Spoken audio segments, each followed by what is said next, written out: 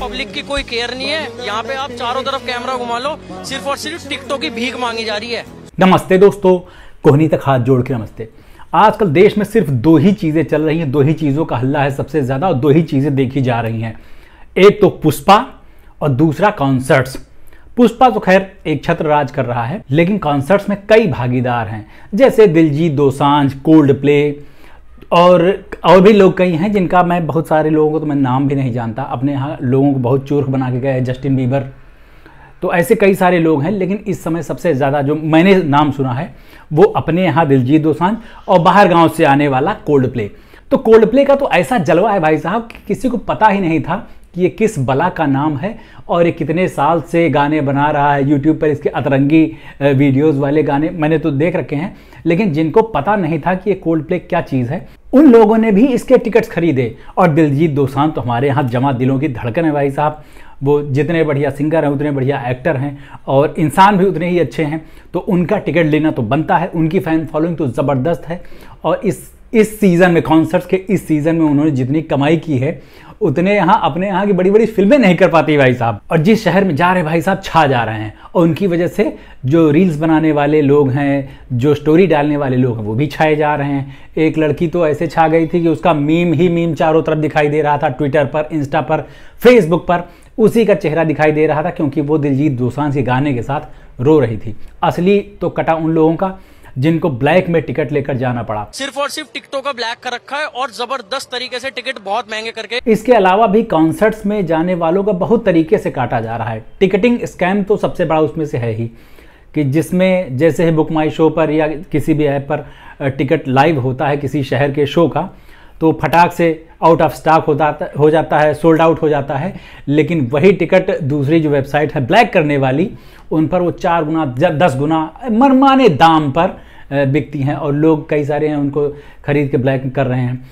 इसका फ़ायदा दिलजीत दोसांझ को या कोल्ड प्ले वालों को या जो हैं, जो आर्टिस्ट हैं या उनका जो मैनेजमेंट है, उनको नहीं मिलता। ये मिलता है बिचौलियों को जो ब्लैक कर रहे हैं। लेकिन उनकी सेटिंग कैसे है, उनकी सेटिंग ऐप्स के साथ है, टिकट करने वाले या मैनेजमेंट के साथ है, इसके बारे में विद्वान अभी एक मत नहीं है।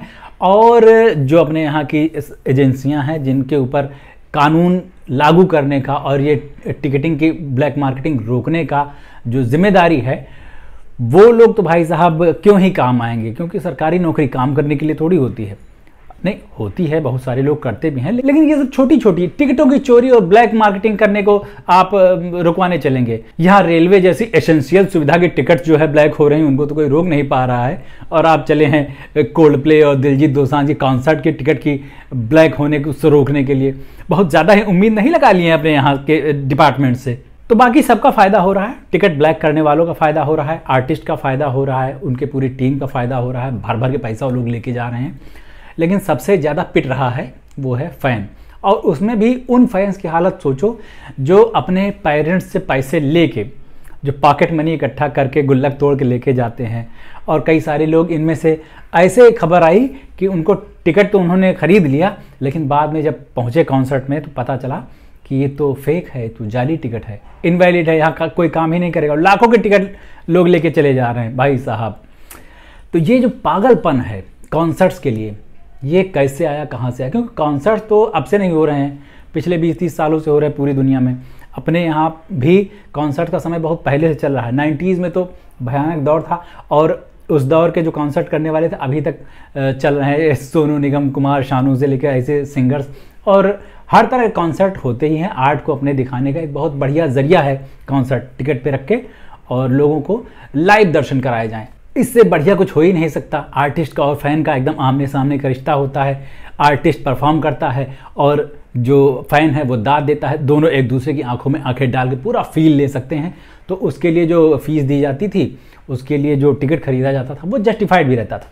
लेकिन अब जो एकदम अल्लम बल्लम प्राइसेस पे टिकट लेके लोग जा रहे हैं, वो किसी को पता भी नहीं, वो फैंस भी नहीं हैं, वो सिर्फ इसलिए जा रहे हैं क्योंकि बाकी उनका पड़ोसी जा रहा है, जिसको वो फॉलो कर रहे हैं इंस्टाग्राम पर, वो जा रहा है। खाली रील्स देख देख के लोग बौराए पड़े हैं भाई साहब। ये जो है ना, ये पैंडेमिक है, इसमें कॉन्सर्ट्स की नहीं, लोगों के माइंडसेट की गलती है। अच्छा, मुझे तो ना आर्टिस्ट से प्रॉब्लम हो रही है, ना टिकट ब्लैक करने वालों से प्रॉब्लम हो रही है, ना टिकट ब्लैक में खरीद के जाने वाले लोगों से प्रॉब्लम हो रही है, क्योंकि उनको कुछ ना कुछ तो मिल ही जाएगा। सबसे ज़्यादा मुझे गुस्सा आता है उन जीवों पर जो वहाँ जाके गंद मचाते हैं। जैसे जवाहरलाल नेहरू स्टेडियम में जब दिलजीत दोसांझ का कंसर्ट था, उसके बाद वहाँ इतना कचरा फैला हुआ था कि जिसको बटोरने के लिए, जिसको साफ करने के लिए एथलीट्स को आगे आना पड़ा। तो ऐसे असभ्य लोग जिस समाज में जाते हैं, और ये फैंस तो क्या है, ये इनको तो भाई साहब फैंस तो क्या बनेंगे, ढंग के इंसान तो बन नहीं पा रहे हैं। इनके लिए भी दिलजीत दोसांझ को अपने हर स्टेज से बोलना चाहिए कि भाई साहब अपना रायता अपने साथ समेटना, अपने किए कराए पर खुद पानी फेर के जाना, नहीं तो मेरे कंसर्ट में अगली बार कभी मत आना। बहुत ज़्यादा दिखावा पसंद हो गए हैं लोग। अभी इसी विषय पर मेरी एक दोस्त से बहस हो रही थी, और मैंने कहा कि देखो, दिखावा करने की जो आदत है इंसान की, वो तो अनादिकाल से है। जब से ह्यूमन सिविलाइजेशन एक्टिव हुई है इस धरती पर, तब से वो दिखावा करना पसंद करता है। और आज के समय में तो बहुत ही ज़्यादा लोग अपनी भौतिक सुविधाओं का दिखावा पसंद करते हैं, स्टेटस बनाने के लिए, वैलिडेशन पाने के लिए, लोगों की नज़र में आने के लिए, रील्स बनाने के लिए, और ज़्यादा फॉलोइंग पाने के लिए। हर तरह से लोग जितना ज़्यादा वायरल होना है, उसके लिए उनको ऐसी चीज़ें दिखानी ही पड़ेंगी। लोग अपने बाइक्स का शो ऑफ करते हैं, अपने टैलेंट का तो शो ऑफ नहीं कर पाते, क्योंकि टैलेंट तो बहुत कम लोगों के पास है और कुदरत कुछ ही लोगों को देती है, और पैसा भी बहुत सारे लोगों के पास नहीं होता। लेकिन जो पैसा है उसको खर्च करके वो वैलिडेशन पाने के लिए उसमें इस्तेमाल तो कर ही सकते हैं। तो जिनके पास पैसा है उनको बिना पैसे वाले लोग देखते हैं कि ये तो भाई इसमें गया कॉन्सर्ट में, और इसकी रील को, इसके स्टोरी को इतने लाइक्स मिल गए, इतने लोगों ने इस पर रिएक्ट और कमेंट किया, तो क्यों ना मैं भी अपनी जमा पूंजी को लुटा कर एक बार इसका मज़ा ले आऊँ। मालूम है कि वहाँ कुछ भी पता नहीं होने वाला है अपने को। दिलजीत दोसांझ ने कौन से 10 गाने गाए हैं ये भी उसको पता नहीं होगा, कोल्ड प्ले का नाम भी नहीं सुना होगा, उनके म्यूज़िक वीडियोज़ नहीं देखे होंगे, उसमें कितने लोग हैं, उनके क्या क्या नाम है उस बैंड में ये भी नहीं मालूम होगा। लेकिन जाते हैं लोग सिर्फ और सिर्फ वैलिडेशन पाने के लिए, रील्स बनाने के लिए। तो मैंने कहा कि दिखावे की आदत तो सबकी है, गरीब हो या अमीर। और जो बड़े लोग हैं जिनके पास बहुत सारा पैसा है, वो लोग तो अवार्ड्स खरीद लेते हैं, सोसाइटी के अवार्ड्स से लेके बड़े बड़े अवार्ड्स जो फिल्म स्टार्स उनको देने आते हैं, और वो अपने यहाँ फिल्म स्टार्स को या इन लोगों को बुलाते हैं परफॉर्म करने के लिए। उनके पास भी तो पैसा होता है, वो शो ऑफ के लिए ही बुलाते हैं ना ज़्यादातर लोगों को। तो उस दोस्त ने बहुत अच्छी बात बताई कि देखो, उन लोगों में और यहाँ ये जो गरीब जनता है जो बाप के पैसे फोकट में बर्बाद करने जा रही है, उसमें बड़ा फ़र्क है। वो लोग जो करते हैं ना, वो उनको मॉनेटरी फ़ायदा दिलाता है, उसको वो वैलिडेशन सिर्फ पाने के लिए नहीं, अपनी पहुंच समाज में ऊंची करने के लिए इस्तेमाल करते हैं, जिसके बाद में उनको उसके ज़रिए काम मिल सकता है, उसके ज़रिए पैसा मिल सकता है, प्रसिद्धि मिल सकती है, और जिसकी वजह से वो और ज़्यादा अमीर हो सकते हैं। थोड़ा पैसा इन्वेस्टमेंट होता है उनका। लेकिन ये जो गरीब जनता जा रही ना, पापा के पैसों से गुल्लक तोड़ के ले जाने वाली, इसको एक रील के सिवाय कुछ नहीं मिलता है, और वो फीलिंग तो कुछ है ही नहीं। क्योंकि अगर फैंस रहे होते हमेशा से, फैंस जो जाते हैं जेन्युइन, उनकी बात नहीं हो रही, ये जो दिखावे वाले लोग हैं उनकी बात हो रही। तो इसमें सबसे पहले ज़रूरत ये है कि आपको तय करना पड़ेगा कि कहाँ पे आप स्टैंड करते हैं। एक फ़ैन है वो जाएं, जस्टिफाइड है। बड़े लोग हैं जैसे दीपिका पादुकोण भी जा चुकी हैं दिलजीत दोसांझ के कॉन्सर्ट में, उन लोगों का भी जस्टिफाइड है, क्योंकि वो ट्रू फैंस हैं और उनको अब PR की ज़रूरत नहीं है भी तो उससे हो जाएगा उनका थोड़ा सा।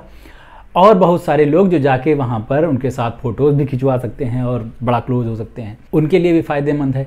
लेकिन जो लोग सिर्फ़ और सिर्फ रील्स देख लेने जा रहे हैं, जिन्होंने कभी इन लोगों के गाने सुने नहीं और सिर्फ कॉन्सर्ट में जा रहे हैं रील बनाने के लिए और कुछ भी करने के लिए नहीं जा रहे हैं, उनके लिए थोड़ा सा नुकसान वाली चीज़ है। अगर 75-80 हज़ार रुपये खर्च करके कोई टिकट लेके जा रहा है ब्लैक में, तो बड़ी प्रॉब्लम आ रही है। अगर सही वाली टिकट मिल गई है जो 2500 और 5-6 हज़ार तक की आती है, तब तो फिर भी ठीक है भाई। लेकिन टिकट ब्लैकियों के चक्कर में पड़ के जो लोग जा रहे हैं, भाई साहब आपके लिए तो नमन रहेगा, आप ही इस देश की GDP को बढ़ाएंगे।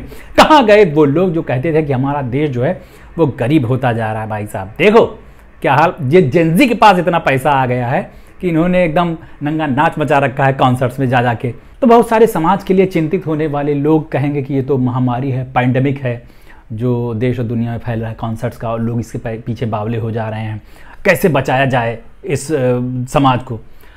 तो उनसे मेरा एक ही कहना है कि बहुत देर हो चुकी है, अब तो ये वायरस फैल चुका है, अब इसको रोकना क्लोज टू इम्पॉसिबल है। अब जब तक सारी दुनिया एक बार कॉन्सर्ट देख नहीं लेगी, जिनको उसमें इंटरेस्ट है या नहीं है, तब तक पीछा नहीं छोड़ेंगे लोग। बचेंगे सिर्फ वो लोग जो जिंदगी में अलग लक्ष्य पा चुके हैं, चाहे कोई पढ़ाई को लेके हो, चाहे कोई स्पोर्ट्स को लेके हो। तो मैंने तो भाई अपनी बात कह दी, आपको जो कुछ कहना है नीचे कमेंट्स में लिख दीजिएगा, मैं पढ़ूंगा और यथासंभव सबको रिप्लाई दूंगा, संभव नहीं संभव। और मेरे इस चैनल को सब्सक्राइब कर लीजिए अगर नहीं किया है तो। अभी चलते हैं, लौट के मिलते हैं, नमस्ते।